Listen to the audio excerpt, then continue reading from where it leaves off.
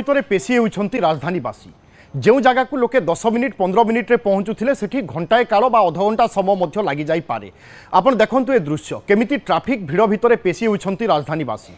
ए चित्र हेउछि रसुलगढ़ ओभरब्रिज निकटर रसुलगढ़ रु बाणीविहार पर्यंत एभली भिड़ लगी रही ना अच्छी ट्रैफिक पुलिस ना सुरक्षाकर्मी जहाँ फल साधारण लोके ट्रैफिक भितर पशि रोचंती।